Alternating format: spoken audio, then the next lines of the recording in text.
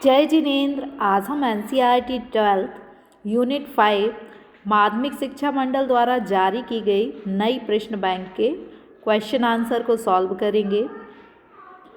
सही विकल्प चुनिए। किसी वस्तु का मूल्य निर्धारित होता है। किसी वस्तु का जो मूल्य होता है वो मांग और पूर्ति की शक्तियों के द्वारा निर्धारित होता है। तो आंसर होगा दोनों, मांग और पूर्ति। सी इज़ द राइट आंसर। बाज़ार मूल्य संबंधित है। बाज़ार में आप कोई भी चीज़ खरीदने जाते हैं तो उस चीज़ का जो मूल्य होता है वो हर रोज़ क्या होता है, बदलता रहता है। यदि टमाटर वाला टमाटर बेच रहा है तो रोज़ डेली अलग अलग रेट पर टमाटर मिलेंगे। तो बाज़ार मूल्य कैसा होता है, अति अल्पकालीन मूल्य होता है।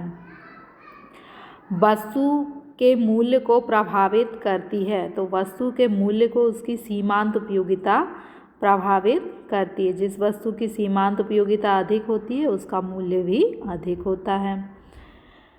जब मांग बढ़ती है तो मांग वक्र खिसकता है। जब मांग बढ़ती है तो जो मांग वक्र होता है वो दाईं ओर खिसकता है, दाईं ओर।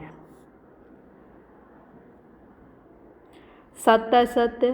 कीमत तल का निर्धारण उत्पादक स्वयं करता है, स्वयं नहीं, सरकार करती है। निम्नतम और उच्चतम कीमत यानी सरकार निर्धारित करती है कि ये कोई वस्तु है तो इसकी अधिकतम कीमत ये हो सकती है, न्यूनतम कीमत ये हो सकती है। तो ये कौन निर्धारित करता है, सरकार। यहाँ स्वयं लिखा है इसलिए यह कथन गलत है।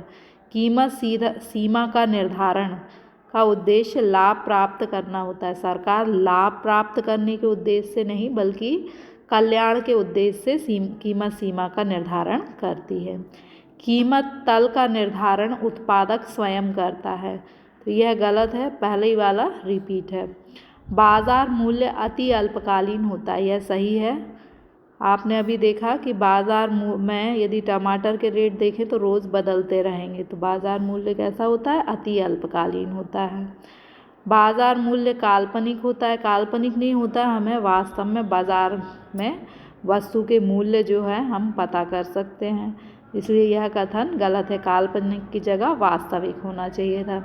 मांग और पूर्ति की शक्तियाँ काफ़ी समय तक स्थायी साम्य की अवस्था में रहती हैं। देखिए, जैसे आज जो है मांग और पूर्ति की शक्तियों ने टमाटर का रेट 10 रुपये किलो निर्धारित किया। कल हो सकता है कि ये रेट जो है कम हो जाए, परसों बढ़ जाए।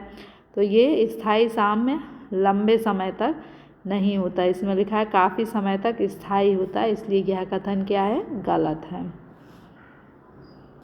उच्चतम निर्धारित कीमत किसे कहते हैं। उच्चतम निर्धारित यानी जैसे यदि मान लीजिए कि किसी वस्तु की जो कीमत है वो बढ़ती जा रही है तो सरकार क्या करेगी कि उसकी एक उच्चतम कीमत, जैसे मान लीजिए टमाटर पहले 5 रुपये, फिर 10 रुपये, फिर 20 रुपये किलो, ऐसे कीमत बढ़ती जा रही है तो सरकार उच्चतम कीमत निर्धारित कर देगी कि भाई 10 रुपये किलो से अधिक टमाटर नहीं बिकेंगे।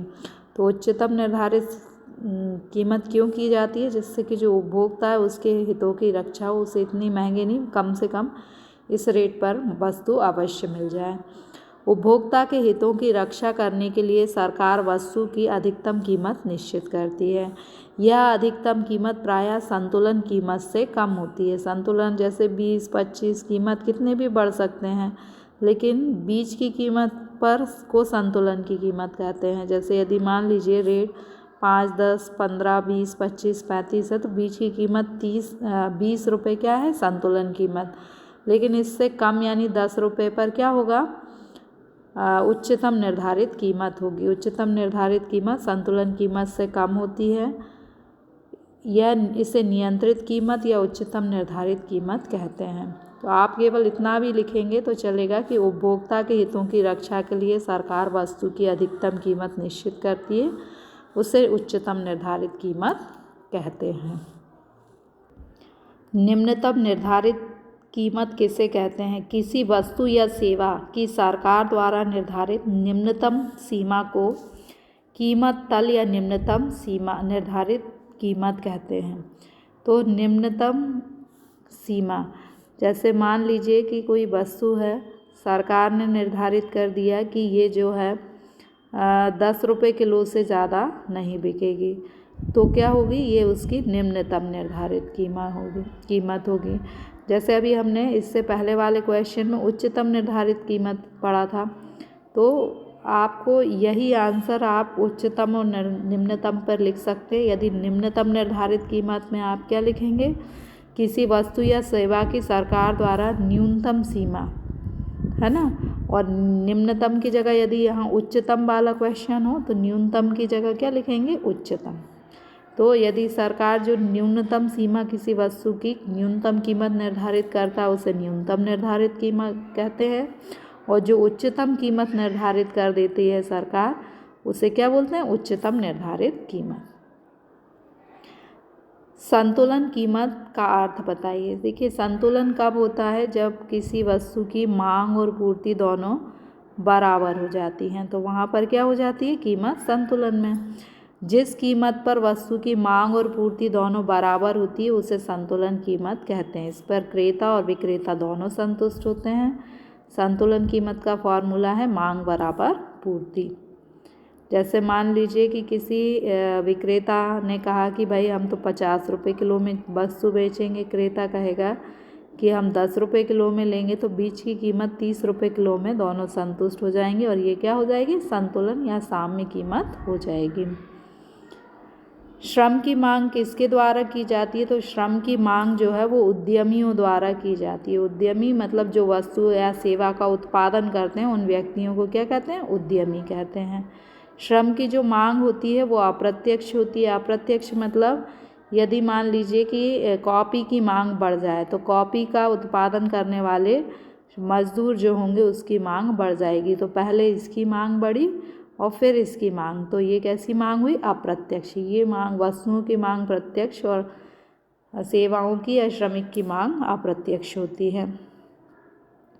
वस्तुओं की मांग किसके द्वारा की जाती है, तो आप वस्तु की मांग करते हैं ना, बाजार में जाते हैं, तो आप कौन होंगे, उपभोक्ता। तो वस्तु की मांग उपभोक्ताओं द्वारा की जाती है। क्यों की जाती है मांग, क्योंकि वस्तु में उपयोगिता पाई जाती है।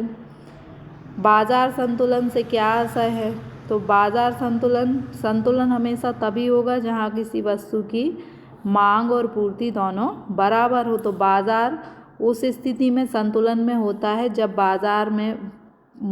बाजार की पूर्ति बाजार मांग के बराबर हो, इसमें कोई भी परिवर्तन ना हो। जब बाजार मांग और पूर्ति बराबर हो तो बाजार संतुलन में हो जाएगा।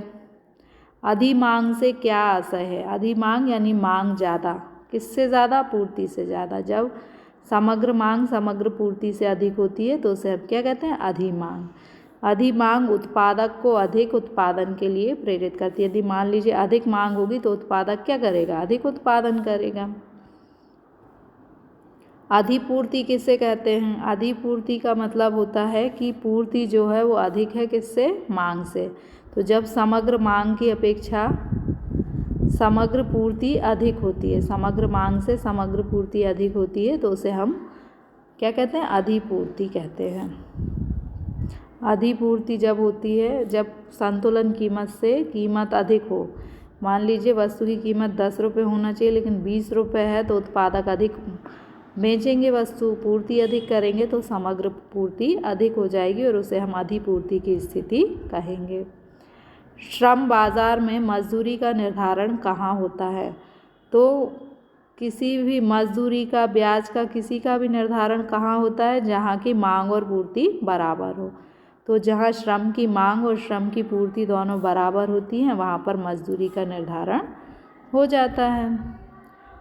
श्रम का सीमांत उत्पाद, संप्राप्ति उत्पाद किसे कहते हैं। श्रम की प्रत्येक अतिरिक्त इकाई के प्रयोग से जो अतिरिक्त लाभ प्राप्त होता है उसे सीमांत संप्राप्ति या सीमांत उत्पाद के गुणनफल के बराबर होता है। आप तो इतना कर लीजिए कि उसे सीमांत संप्राप्ति कहा जाता है, ये मत करिए, केवल इतना करना है आपको कि श्रम की प्रत्येक अतिरिक्त इकाई के प्रयोग से जो अतिरिक्त लाभ होता है उसे सीमांत संप्राप्ति कहते हैं। जैसे मान लीजिए कि आपने एक श्रमिक को बढ़ाया और एक श्रमिक को बढ़ाने से 10 वस्तु का उत्पादन बढ़ा, तो 10 वस्तुओं को बेचने से जो आपको अतिरिक्त आय प्राप्त हुई, उस आय को हम क्या कहेंगे? सीमांत संप्राप्ति उत्पाद कहेंगे।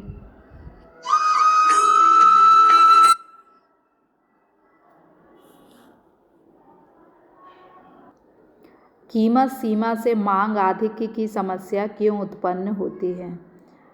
सरकार द्वारा आवश्यक वस्तुओं की उच्चतम सीमा निर्धारित कर दी जाती है। मतलब सरकार क्या करती है कि आवश्यक वस्तु जैसे कि मान लीजिए गेहूँ है, उसकी उच्चतम सीमा निर्धारित कर दी कि भाई 200 रुपये क्विंटल से अधिक गेहूँ नहीं बिकेगा, जिससे यह वस्तुएं उच्चतम मूल्य से अधिक मूल्य पर नहीं बिक पाती। मूल्य कम होने के कारण वस्तुओं की मांग अधिक हो जाती है।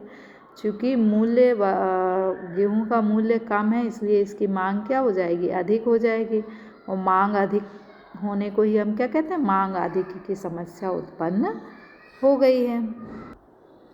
कीमत तल का आशय स्पष्ट करें। किसी वस्तु या सेवा की सरकार द्वारा निर्धारित न्यूनतम सीमा को कीमत तल कहते हैं। यदि सरकार ने निर्धारित कर, जैसे कोई वस्तु 10, 20, 30 रुपये किलो बिक रही है और सरकार ने कहा कि ये वस्तु तो 10 रुपये किलो ही बिकना चाहिए, तो ये क्या हो जाएगा? कीमत तल, क्योंकि न्यूनतम सीमा को निर्धारित कर दिया कि इससे कम मूल्य पर यह वस्तु नहीं बिकेगी। Thank you.